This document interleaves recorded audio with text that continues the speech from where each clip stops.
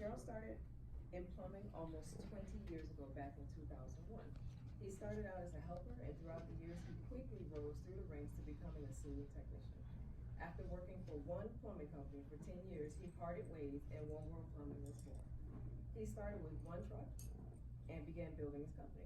Over the next several years, he worked hard building his company to his current status, a small fleet of vehicles and 5 loyal and dedicated employees. Brother Fisjeral vows to continue to work hard building his company so that he may provide opportunities for those seeking a career in the plumbing industry. Brother Fisjeral's keys to success are hard work and consistency, and also treating his customers with fairness and providing a true professional service to all. And without any further ado, I present to you Brother Fisjeral.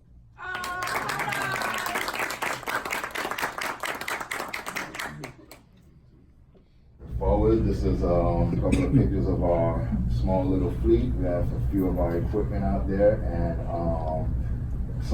that's actually all of our trucks right now. Hopefully that's going to change in the future, but we have 5 trucks in our company.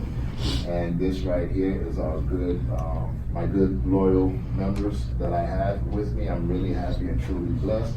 Those of you that are some of our inspection equipment, this right here, our camera inspection and our leak detection inspection that we do a lot of.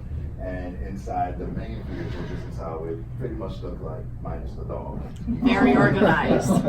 we like to, when we go on jobs, we like to just be there. I'm a person that really gets annoyed having to go somewhere and then leave to go pick up a part and then come back. Yeah. So I find it more feasible and more feasible for me to have what I need. At least 95% of the jobs we're able to close. All I'm doing is just going, seeing what's needed, go back to my truck, and then I'm able to get the part, get the job done, and then I move on. We installed a little septic tank. This is a 300-gallon septic tank, and then this is one of the style drain fields that we install, which is infiltrator systems.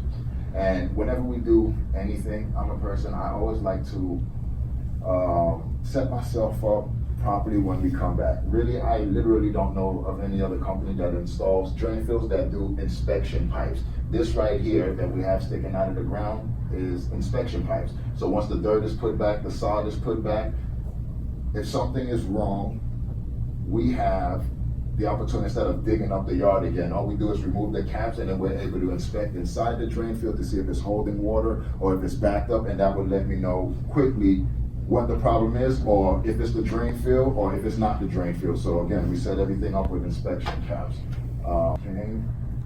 This right here, incorrect work. This is things that is upsetting to me when I see. This is a pressurized line, and the person, and by the way, a couple of weeks ago I spoke about the house that had 13 bathrooms. This is a $14 million house. He built it from ground up, and one of the contractors that they had that installed the pump, first of all, this system was not even supposed to be in here. They installed this system because when they built the house, they put the sewer line too low. I don't know how that happened if you're starting from scratch, but it did. And as a result of that, you have to have submersible pumps. So when they installed the pump in there, they used rubber fittings on a pressurized line. Totally incorrect. What happened?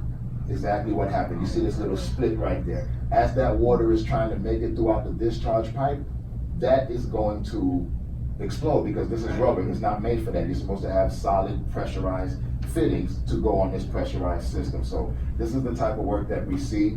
And again, you would think, somebody's building a $14 million house, they would have good contractors, but that's not the homeowner's fault. That's, these guys that claim they know what they're doing. And we come in behind fixing a whole lot of things. And then over here, as you all see, this is direct piping, which is something you're not supposed to have when you install a pumping system. So we move forward to this right here. What we have here, over here, we have what you call union fittings. Like I was saying earlier, how we like to set ourselves up to come back and make things a lot easier. I installed 2 union fittings. What that allowed me to do, because that pump will eventually get bad, that pump will eventually get clogged, something's going to happen. And what that allows me to do is simply disconnect the unions, and I'm able to pull the pump up, whether I'm replacing it, whether I'm repairing it, use the same piping, put it back, and then reconnect it back with these union fittings, and the homeowner is good to go. How do we play this video? Yeah. Is that- Gerald, you have 3 minutes. Okay, 3 minutes left? Okay, we're gonna move on with the video. And another thing that most people don't know, as you see me holding on this drill in my hand, when you're installing submersible pumps, most people, and literally I just learned it from reading the instructions. You're supposed to have, most people don't do it, they just buy it and then think they can install it and do it. What I have here in my hand is a drill, and what I ended up doing was drilling a little hole that allows the pump to prime, because if you install a brand new pump, put it into a system, 9 times out of 10, it will not work. And most people don't know why, and that's literally the simple answer, is because they did not drill a prime hole in here, which would allow the pump to prime, and that in turn would turn the pump on. Welcome back to another One World Plumbing and Battle. We're going on. Okay. Next time. This is next time. All right, camera inspection. This is us again performing camera inspection. This up here, we had a full system cleaning going on. You see the snake machine, and that right there is actually part of the jet hose, which is that trailer right there. We were cleaning out the system, and what I like to do, I always like to give before and after pictures, because I really want people to know what they're investing in when they deal with One World Plumbing. So we do a before recording, then we do the cleaning, the snaking, the jetting, and then we put the camera in again, and to show you after how the pipe looks like. This right here is our locating equipment. When we find breaks in the line, roots, or cracks in the line, or channel rotted pipe in the cast iron, we're able to send the camera down line and use our equipment, which is rigid. They make, in my opinion, the best equipment out there. And we're able to locate and pinpoint exactly where the pipe is. We can tell you the depth, we can tell you the direction, and we can tell you the severity of the problem, and be able to provide you an estimate on what needs to be done to rectify the plumbing problem. Okay, this right here, leak detection snaking. When we go in people's homes, we always have to protect ourselves. You see as we wear shoe covers, and even in this is another multi-million-dollar home.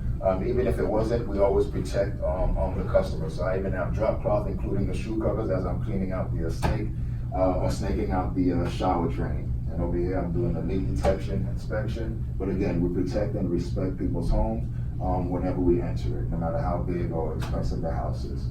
Everyone get the same treatment. Another thing here, this is another way that we're able to save customers some money. We go in, we do this little black marking, which is washed away, and what that does is we actually have a plate that I'm going to show you shortly, and we're able to cut out and remove the plumbing, because a lot of people, when we have to change the shower valve, they're wondering, oh, do I have to call a tile person? Is this going to cost me more money? In most cases, we literally save the customer money, where we're able to cut it out, get our work done, and once we're done with our work, it ends up looking like this right here, okay? And they don't have to call a tile person. We put an oversized plate, they're good, okay? Another thing, backflow repairs, we don't only inspect them, we repair them. Septic tank covers, we also, when you have an opening, your tank is buried in the ground, we're able to cut it, put a adapter piece on it, and put a riser which can blend in with your grass, and that will stop us from messing up your grass when it's time to locate your septic tank. All right, this is me digging on a beach. I do not get out a lot. This is probably close to a vacation as I get. I love it.